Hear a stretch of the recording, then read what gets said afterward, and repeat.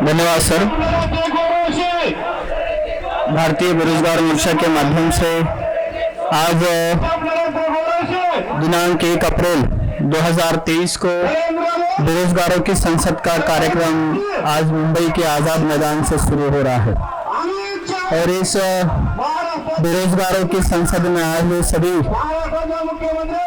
बेरोजगारों को आए हुए सभी मान्यवरों का मैं सबसे पहले इस बेरोजगारों की संसद में स्वागत करता हूँ।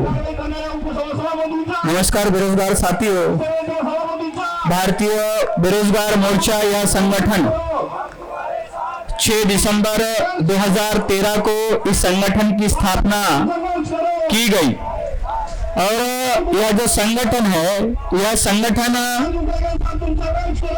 विद्यार्थियों में, युवाओं में, बेरोजगारों में महापुरुषों के सामाजिक आंदोलन और सामाजिक चेतना की आस्था निर्माण करने के लिए बनाया हुआ संगठन है। साथियों, भारतीय बेरोजगार मोर्चा यह जो संगठन 2013 में जब बना और अभी तक यह जो संगठन है यह देश के 25 राज्यों में है, यह देश के 350 जिलाओं में है और उस जिला के अंतर्गत आने वाले तालुकाओं में भारतीय बेरोजगार मोर्चा स्टैब्लिश हो चुका है, कार्यरत है, जिसके माध्यम से उसकी शक्ति को देखते हुए, उसके भौगोलिक ताकत को देखते हुए यह निर्णय लिया गया कि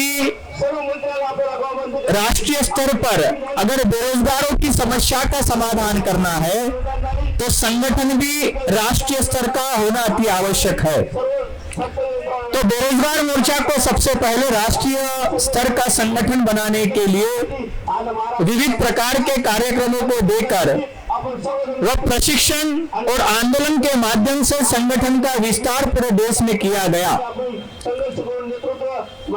लगभग 2013 के बाद में हमारे देश के विद्यार्थियों के, युवाओं के विरोध में जो भी नीतियां केंद्र और राज्य सरकारों द्वारा लाई गई, जिससे हमारे समाज में बेरोजगारी निर्माण की गई है, उसका विरोध भारतीय बेरोजगार मोर्चा ने दिन प्रतिदिन परिस्थितियों और हालातों को ध्यान में रखते हुए उसका विरोध किया। आप लोगों को बता दूं कि जब कोरोना महामारी में सबसे ज्यादा बेरोजगारी बढ़ चुकी थी और हमारे देश का विद्यार्थी युवा या घर में 4 दीवारों में कैद करने की व्यवस्था इस देश के सरकारों ने बनाई, उस समय भारतीय बेरोजगार मोर्चा ने भी आंदोलन, घर में रहकर भी आंदोलन चलाया। जैसा काली पट्टी निषेध आंदोलन है, हमने डिग्री जलाओ आंदोलन भी किया कि वर्तमान में जो डिग्रियां हमें दी जा रही है, विविध यूनिवर्सिटियों के माध्यम से दी जा रही है, यह डिग्रियां केवल मात्र फ्रेम बनाकर लटकाने के ही काम की रह चुकी है। इसलिए इन डिग्रियों को प्रतीकात्मक तौर पर जलाने का निर्णय भारतीय बेरोजगार मोर्चा ने लिया और लॉकडाउन में भी हमने सरकार की नीतियों का, फिर वो चाहे केंद्र की सरकारें हो या फिर वो राज्य की सरकारें हो, इन सरकारों की नीतियों का हमने विरोध पुरजोर तरीके से लॉकडाउन में घर में रहते हुए भी किया। हमने बीच में एक आंदोलन चलाया, मैं भी बेरोजगार करके। यह भी आंदोलन राष्ट्रीय स्तर पर एक प्रभावात्मक आंदोलन रहा। इस आंदोलन के माध्यम से आज देश भर के लगभग 25 राज्यों में भारतीय बेरोजगार मोर्चा काम कर रहा है।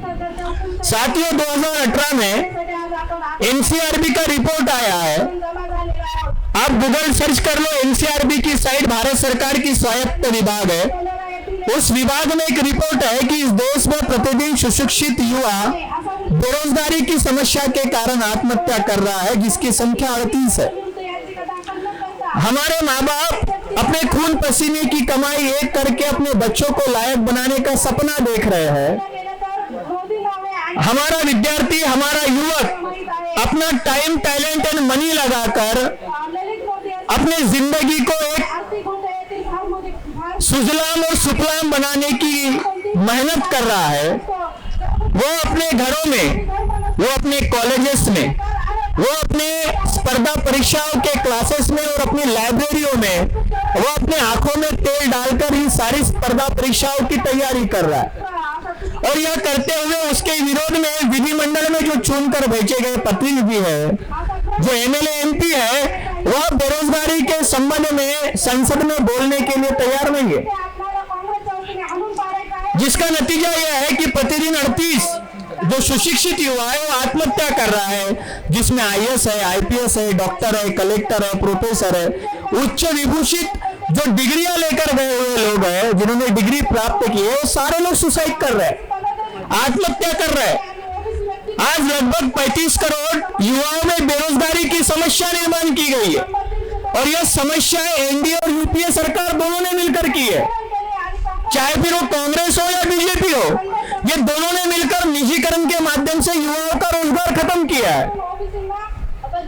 जो कर्मचारियों के 6% वेतन में से जो 6% टैक्स कटता था, जो जिसे पीएफ कहा जाता था, इस पीएफ के आधार पर भारत सरकार ने 348 कंपनियों का निर्माण किया। उन कंपनियों को 1991 में एलपीजी लाकर भारत सरकार ने एनडीए और यूपीए के समर्थन से, बीपी सिंह की जब सरकार थी और अर्थ मंत्री मनमोहन सिंह थे, और नई आर्थिक नीति के माध्यम से यह एलपीजी लाया, और ये एलपीजी के माध्यम से 348 कंपनियां कर्मचारियों के मेहनत के ऊपर जो खड़ी की गई, वो सारी कंपनियों को उद्योगपतियों को बेच दिया। जिसका कारण क्या हुआ, तो कर्मचारियों की पेंशन भी खत्म की गई, और दूसरी तरफ जो युवा विविध परीक्षा परीक्षाओं की तैयारी कर रहा है, वह कंपनियां बेचने के कारण उसकी नौकरियां भी समाप्त हुई। इस मामले में संसद में कोई भी एमएलए एमपी बोलने को तैयार नहीं है, कोई भी मंत्री बोलने को तैयार नहीं है, नेता बोलने को तैयार नहीं है। जिसकी समस्या आज हमारे देश में युवाओं में निर्माण हुई है, यह बेरोजगारी की समस्या नेताओं के संसद में न बोलने के कारण हुई है। इसलिए भारतीय बेरोजगार मोर्चा ने एक निर्णय लिया कि हम देश भर में पहले फेज में, हम पहले सत्र में देश के 11 राज्यों के अंतर्गत आने वाले 25 जिलाओं में हम बेरोजगारों की संसद का निर्माण करेंगे। जब संसद में हमारी आवाज नहीं उठाई जा रही है, तो हम ही बेरोजगारों की संसद निर्माण करेंगे, हम ही अपने संसद में आवाज उठाएंगे, और हम ही राष्ट्रीय लेवल पर ताकत निर्माण कर हम ही अपनी समस्या का समाधान करने लायक परिस्थितियां निर्माण करेंगे। इस उद्देश्य को ध्यान में रखते हुए बेरोजगारों की संसद का कार्यक्रम लगाया गया। आज उसकी शुरुआत मुंबई के आजाद मैदान से यहां से हो रही है। इसके बाद में कल 2 तारीख को यह कार्यक्रम कोल्हापुर में होगा, 4 तारीख को परभनी में होने वाला है।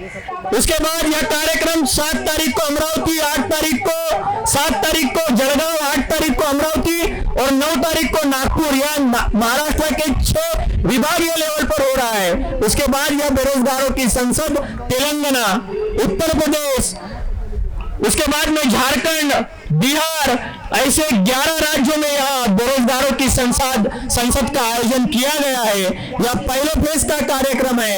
इसके बाद में देश भर में बेरोजगार जोड़ो यात्रा के माध्यम से बड़ी रैलियां निकाली जाने वाली है। यह नियोजन भारतीय बेरोजगार मोर्चा के माध्यम से किया गया है।